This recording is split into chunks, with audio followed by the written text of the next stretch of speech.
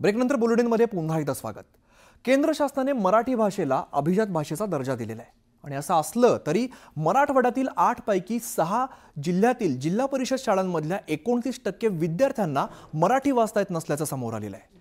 शिक्षण विभागाच्या पाहणीअंती ही धक्कादायक बाब समोर आलेली आहे। पहिली ते तिसरी पर्यंतच्या विद्यार्थ्यांची साक्षरता आणि संख्याज्ञान अभियानांतर्गत पाहणी करण्यात आलेली आहे। इंग्रजी गणितापासून तर विद्यार्थी 4 हात लांब असल्याचं आढळून आलेलं आहे।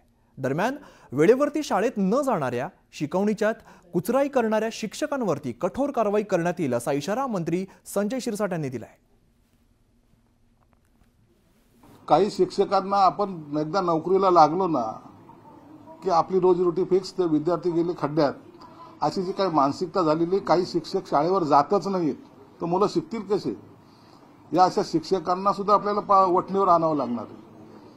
शिक्षकांनी त्यांचे पगार भरमसाठ आहेत, परंतु जर त्यांना शाळेवर जायची मानसिकता नसेल तर त्यांना त्याच्या पद्धतीने त्यांना योग्य तो त्यांना नियम कायदे सर्व त्यांना दाखवले जातील। सर्वसामान्य कुटुंबातील लोक आहेत, गावखेड्यातील लोक आहेत, जिल्हा परिषदच्या शाळेमध्ये शिकणारा विद्यार्थी हा काही मोठ्या घरचा नसतो, म्हणून त्यांच्याकडे जे काही दुर्लक्ष केलं जाईल त्यांच्यावर कारवाई ही निश्चित केली जाणार आहे। तर मराठवाड्यातली धक्कादायक बातमी आपण बघितलेली आहे। अशा अनेक बातम्या या आपण बुलेटिनमध्ये बघितलेल्या। सकाळपासून आतापर्यंत ज्या राजकीय घडामोडी घडतायत, क्रीडा आणि कला क्षेत्रामध्ये ज्या घडामोडी घडतायत, त्याचा सविस्तर आढावा आपण या बुलेटिनमध्ये घेतलेला आहे। या नंतरच्या बुलेटिनमध्ये आपण बातम्यांचा वेगवान आढावा घेणार आहोत। आपल्या गल्लीपासून ते दिल्लीपर्यंत नेमकं काय चाललंय याचा वेगवान स्वरूपाचा आढावा इथून पुढच्या बुलेटिनमध्ये आपण घेणार आहोत। त्यापूर्वी बघूया महत्त्वाच्या बातम्या। महत्त्वाच्या बातम्या। प्रायोजक घरकुल मसाले, स्वाद आणि मायेचा खमंग मेळ।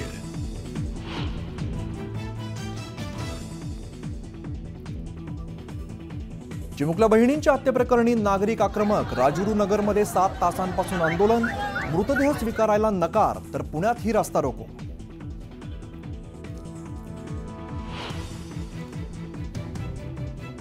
राजगुरुनगर 2 चिमुकल्या बहिणींच्या हत्येनं हादरलं।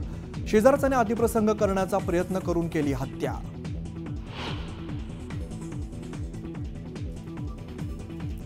मुंडे भावा बहिणींकडून मंत्रिपदाचा दुरुपयोग, मनोज जरांगेंचा आरोप, तर संतोष देशमुखांना न्याय देण्यासाठी कोणत्याही थराला जाणार, जरांगेंचा इशारा। अंजली दमानी यांनी ट्विट केला, धनंजय मुंडेंचा बंदूक घेतलेला व्हिडिओ, बंदुकीचं लायसन्स चेक करा, दमानी यांची मागणी। संतोष देशमुख हत्या प्रकरणातील आरोपीला फाशीची शिक्षा द्या, धनंजय मुंडेंची मागणी। तर दसांचेही कराडांसोबत संबंध, मात्र राजकारणापोटी टीका सुरू असल्याचा टोला।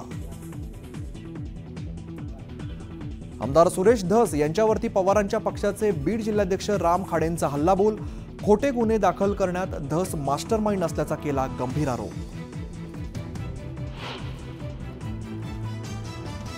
चिमुकलीवरती गाडी चढवणारा वसईत हिट अँड रनचा आरोपी आलम खानला मुंबईत घेतलं ताब्यात, अपघातग्रस्त कार केली मुंबईतून जप्त। नाशिक मनपा आयुक्त पदावरून राहुल कर्डिलेंची 2 दिवसात उचलबांगडी, राहुल कर्डिलेंच्या जागी मनीषा खत्रींची नियुक्ती, तडकाफडक बदलीने चर्चांना उधाण। पुण्यातील अनेक भागात आज आणि उद्या पाणीपुरवठा राहणार बंद, जलवाहिनीच्या दुरुस्तीसाठी पाणीपुरवठा बंद। राज्यात उद्यापासून सुरू होणार स्वामित्व योजना, पंतप्रधान नरेंद्र मोदींच्या हस्ते उद्घाटन, जमिनींचे तंटे मिटवायला होणार मदत।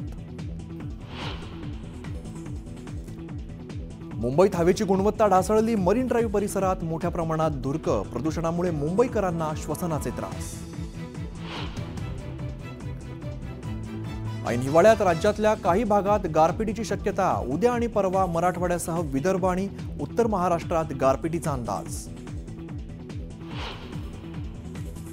त्र्यंबकेश्वर मंदिरात व्हीआयपी दर्शन सेवा 5 जानेवारीपर्यंत बंद, ख्रिसमस सुट्ट्यांमुळे होणारी गर्दी लक्षात घेऊन भाविकांची गैरसोय टाळण्यासाठी प्रशासनाचा निर्णय।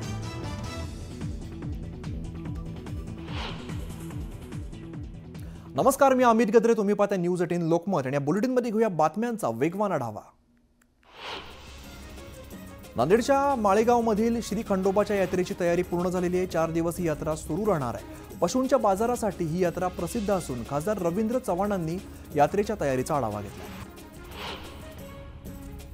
सलग सुट्ट्या आणि एकादशीमुळे पंढरपूरमध्ये भाविकांनी मोठी गर्दी केली आहे। लाखो पर्यटक पंढरपुरात दाखल झाल्याने विठुरायाच्या दर्शनासाठी 2 किलोमीटरपर्यंत रांगा बघायला मिळत आहेत।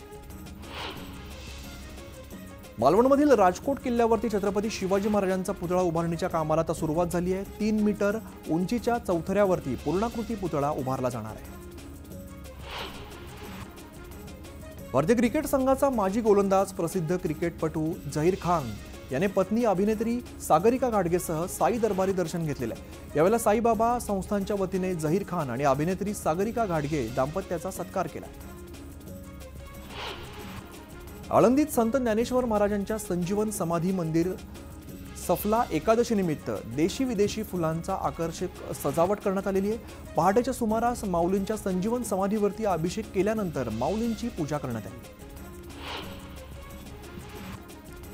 नाताळच्या सुट्टीमध्ये किल्ले रायगडला भेट देणाऱ्या पर्यटकांची संख्या मोठी आहे। सध्या रायगड किल्ला पर्यटकांच्या गर्दीने फुलून गेलेला आहे। यामध्ये शिवभक्तांप्रमाणेच शैक्षणिक सहली सुद्धा रायगडावरती येत आहेत। जळगावच्या धरणगावातील बसस्थानकातील पथदिवे रात्रीच्या दरम्यान बंद अवस्थेत आहेत। तसंच स्थानकामध्ये प्रसाधनगृह, पाण्याची कोणतीही सोय नाहीये। त्यामुळे धीरेंद्र शास्त्री महाराजांच्या हनुमंत कथेसाठी येणाऱ्या भाविकांचे मोठे हाल होत आहेत। सोलापुरातील महात्मा गांधी प्राणी संग्रहालयाला अक्षरशः ग्रहण लागलेलं आहे। प्राणी संग्रहालयामध्ये 40हून अधिक त्रुटी आढळल्याने 2021लाच याची थेट मान्यता रद्द करण्यात आली। मात्र हे संग्रहालय वन्यप्रेमींसाठी बंद असलं तरी त्यात 4 बिबटे, 100हून अधिक हरणांच्या प्रजाती, 10 माकडं, 14 मगर आणि 2 मोर आहेत।